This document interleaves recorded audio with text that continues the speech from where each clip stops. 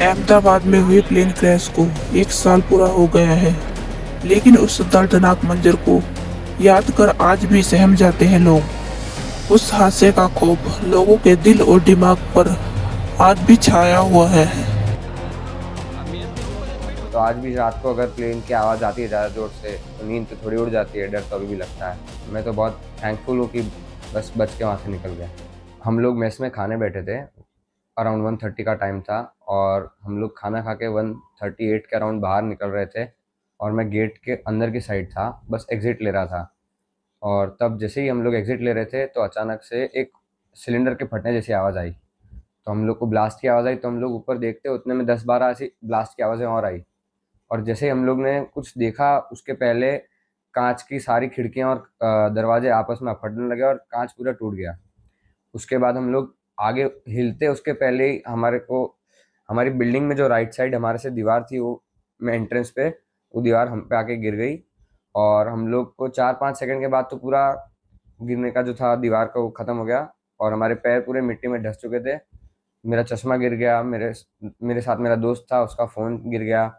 उसको मतलब माथे पे उसको पत्थर गिरे, उसको यहाँ पे गिरे, फिर मुझे हाथ पे यहाँ पे बहुत बड़ा पत्थर गिरा था, एक मेरे को यहाँ पे एक बड़ा पत्थर गिरा था, मेरी पीठ पूरी छिल गई और हम लोग आँखें खोलने की कोशिश की तो आँखें खुल नहीं रही थी क्योंकि बहुत धुआँ था वहाँ पे और हम लोग फिर एंट्रेंस की तरफ भागे बाहर और बाहर भाग के हमने अपने हाथों से अपनी आँखें खोली, ताकि चेक करने के लिए कि आँखें चल रही हैं। उसके बाद हम लोग ने पीछे मुड़ के देखा तो अब देखा हमने कि एक प्लेन की एक टेल गिरी हुई है।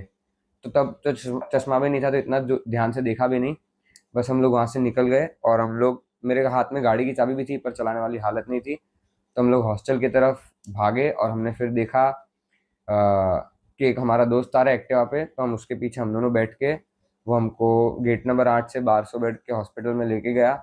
लेकिन वहाँ पे एंट्रेंस पे बहुत भीड़ थी तो वो फिर घुमा के गाड़ी उसने गेट नंबर 5 से ले लिया और हम लोग को ओपीडी पे पहले छोड़ा।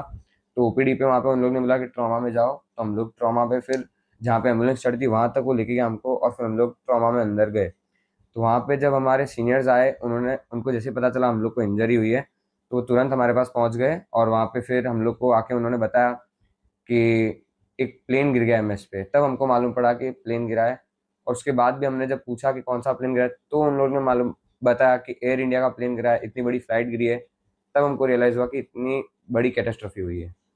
क्या लगता है जिससे आपको अपने दोस्तों को खोया है, क्या कहने जब आज भी 1 साल हो गया है जब ये पूरी घटना याद आती है, कैसा लगता है? हमारी बैच के 2 लोग थे, मतलब हमारे ही दोस्त थे, हमारे साथ खाते बैठते थे और 2 हमारे सीनियर बैच से थे। इन लोग के साथ तो हम लोग डेली उठते बैठते जिम जाते थे तो भी उनको देखते थे। सब जगह पे हमारे साथ तो वो लोग थे ही। तो आज भी 1 साल होने आया तो उनकी याद तो या कमी तो महसूस होती है बैच में। ऐसा लगता है जब याद आती है पूरी घटना डर पूरी लगता है। घटना की जब याद आती है और जब भी हम तो आज भी वही हॉस्टल में रहते हैं जहाँ पे पहले रहते थे। तो आज भी रात को अगर प्लेन की आवाज़ आती है ज़्यादा ज़ोर से तो नींद तो थोड़ी उड़ जाती है, डर तो अभी भी लगता है।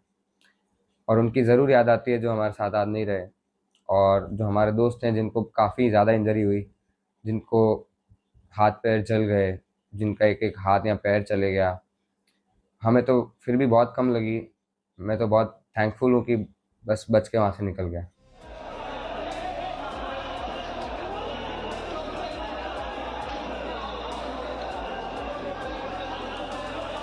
एयर इंडिया EI-171 विमान हादसे को 1 साल पूरा हो गया है, लेकिन उस भयानक दिन की यादें आज भी गुजरात के पुलिस महानिदेशक ज्ञानेंद्र सिंह मलिक के मन में ताज़ा हैं। उन्होंने इस हादसे को अपने पूरे करियर की सबसे दर्दनाक घटना बताया।